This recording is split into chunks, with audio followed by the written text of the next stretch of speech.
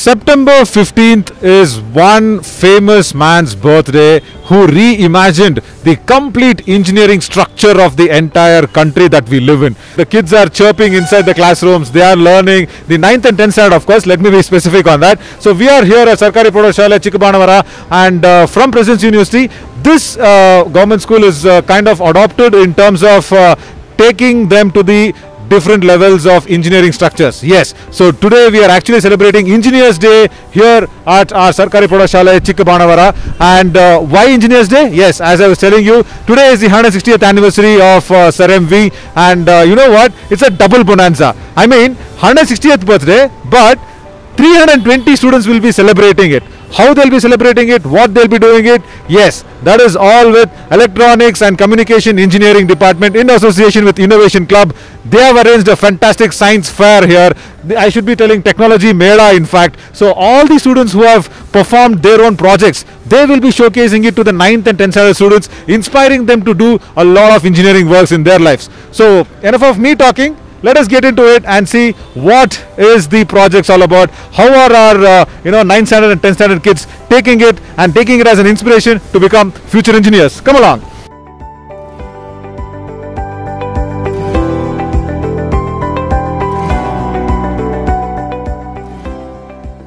This is a bench I really love, because last bench is what I really love, but I don't know whether this is the last bench or first bench, but this is a bench which I really love to sit. And I have Rahul with me here.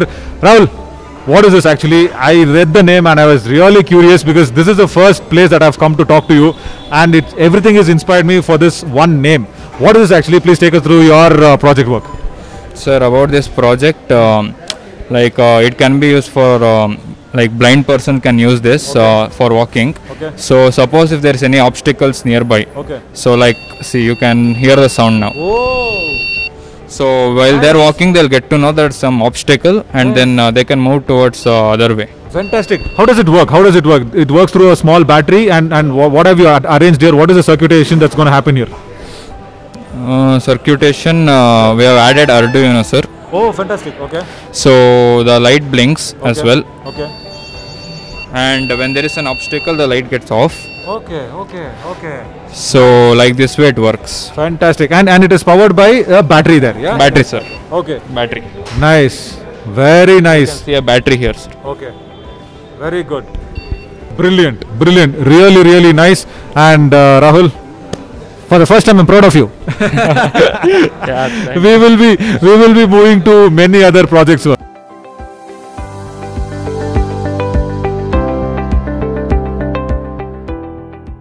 Working of regenerative brakes. Wow, this seems to be really innovative. And we have Suprit here, who was very shy to talk to me, because I am not a girl, Suprit. Yeah. You can talk to me. Why were you so shy? You did this project, right? Yes. So you should only explain to me, Yes, right? sir. Come on, explain us, what have you done? What is this? So basically this is a project for regenerative braking. So what basically happens is, in normal cars, there will be a separate switch for whatever when we brake. Correct. So there is no separate energy storage for nothing like that. So Correct. here what happens is, Correct. when we switch on this, it starts moving. Okay. So while braking, what Okay. it happens is, it stores the energy, Right. and that kinetic energy is stored into any form of energy and can be used into any form of energy. Fantastic. Okay. And we also have Jayant here. Jayant, ಇದು ಇವಾಗ ನಾವು ಸರ್ಕಾರಿ ಪ್ರೌಢಶಾಲೆಗೆ ಬಂದಿದ್ದೀವಿ, ಮಕ್ಕಳಿಗೆಲ್ಲ ನೀವು ಇದನ್ನ explain ಮಾಡ್ತಿದ್ದೀರಾ. ಸೊ ಇವಾಗ ABS ಬ್ರೇಕ್ಗೂ ಇದಕ್ಕೂ what's the difference between ABS braking and this one? Sir, ABS brake ಅಂದರೆ ನಿಮಗೆ ಅವರು ಆಂಟಿಲಾಕ್ ಬ್ರೇಕಿಂಗ್ ಸಿಸ್ಟಮಲ್ಲಿ ಅವರು ನಿಮಗೆ ಸ್ಕಿಡ್ ಪ್ರೂಫ್ ಆ ಥರ ಎಲ್ಲ ಕೊಡಕ್ಕೆ ಹೋಗ್ತಾರೆ. ಬಟ್ ಇಲ್ಲಿ ನಾವೇನು ಟ್ರೈ ಮಾಡ್ತಾ ಇದ್ದೀವಿ ಅಂದರೆ ಟ್ರೈಂಗ್ ಟು ಸೇವ್ ಎನರ್ಜಿ ಅಲ್ವಾ. ಸೊ ನಾವೇನು ಮಾಡ್ತೀವಿ, ಅದನ್ನು ತೊಗೊಂಡು ಬೇರೆ ಯಾವುದಕ್ಕಾರು ಅಪ್ಲೈ ಮಾಡೋಕ್ಕೆ ಟ್ರೈ ಮಾಡ್ತಿದ್ವಿ. ಅಲ್ಲಿ ಬ್ರೇಕ್ ಆದಾಗ what energy we are trying to save, ಅದನ್ನು ಬೇರೆ ಯಾವುದಕ್ಕಾರು ಅಪ್ಲೈ ಮಾಡೋಕ್ಕೆ ಇದು ಮಾಡ್ತೀವಿ. Fantastic. So the energy which comes out of braking a car is probably used in, say, running a wiper. Yes. And using a headlights, correct? Exactly. Yeah, every time we brake, we are providing the red lights for our car without a battery. Yes. So we brake and then we'll My God, fantastic, lovely innovation. Can we just on this and see how does it run? Yes. So it's like the normal running, sir. Okay. And then once we apply the brake, you can see. You can apply brake. It will speed on and the light will be there. Right. You can see the blinking, sir. So there it shows. Right. Do that again. You can see the LED starting. Correct. So once you get once if it's when the car is in a bigger motion, the whole strip will glow. Right. So that's how it goes. So this energy can be utilized in anything else. Yeah, like car lights or your wipers or things like that. So without using battery. Energy we require in the car. Fantastic. Apart from this energy being used to run your refrigerator, everything it can be used. That is what it is. Fantastic system, guys. Fantastic one. 4-quadrant speed control of a DC motor using microcontroller. My God, this looks as if it's the biggest project that is there here in our Engineers Day celebration today. Okay, Darshan, what is it? The name looks big. I'm hoping the project also is big. What is it? Yes, sir. So we are as the topic says, it's a 4-controller DC motor speed control. So it's mainly nowadays it's a big it's already a very craze in automobiles, sir. Right. So we have a microcontroller on the DC motor. The main purpose of DC motor is it controls the action, sir, whether it's going reverse or backward or it's taking a right turn or left turn. Okay. So here it shows that how the motor means using a microcontroller, how the motor is turning, whether it's right side or left side or behind or the forward. Right. So the further explanation Chris will give. Fantastic. So we also have Krish here. Krish, we will also try and connect it and make it work and see how does this go. Okay. We will do it on the go when we are doing this. Okay. So basically this is a DC motor, and as you can see it is marked over here. I'm going to run it in the anti-clockwise direction. Okay, so as you can see it's now running in anti-clockwise direction. For that I'm going to apply a reverse brake. So as you can see it suddenly stopped. That happened because of the back EMF which rotates the motor in the opposite direction for a few for like a 0.0 milliseconds or something. So that's a continuous stop. So then now I'm going to rotate it in the forward direction. To that I'm going to apply the forward brakes. Okay, so now with the same thing I can even change the speed using pulse width modulation. So as you can see it's slower and slower and slower. See, now it's slow and then it started increasing its speed again. So that's the use of the pulse width modulation. It's basically used in industries and all. Suddenly you want to stop the motors or you want to change the speed of the motors. It can be used in industries. Arduino piano with buzzer. Okay, did I pronounce it correctly? Yes, sir. Almost correct, right? Yes, sir. What is the correct pronunciation? Arduino with piano buzzer. Arduino with piano buzzer. Okay, so what's your name and what is this? What's your name? My name is Rakshita. Yes, Rakshita, please explain us what is this and what is this, because this is still in a soft mode. I mean software mode, I should say. It's not come out in a hardware mode yet, but will it come out? And before it comes out, how does it work? Please show us. Obviously, it will come hardware also, sir. Yeah. So the components which we used here this is Arduino, Right. and this is physio buzzer. Okay. These are the push buttons. Okay. These are resistors. Okay.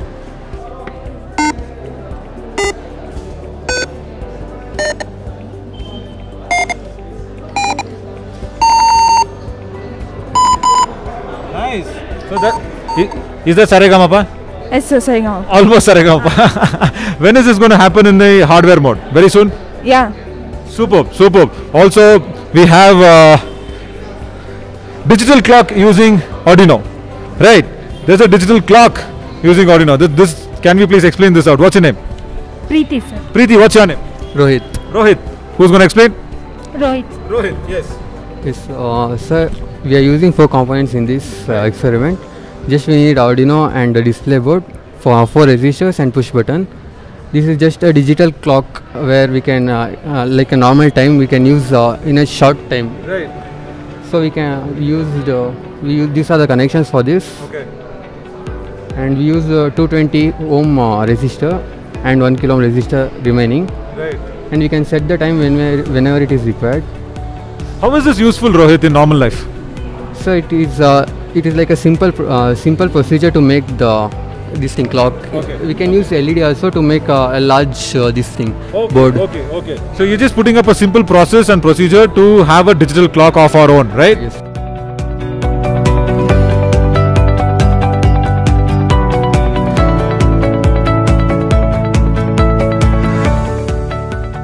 And we have Chandu Shri here. Chandu Shri measuring distance using ultrasonic sensors, right?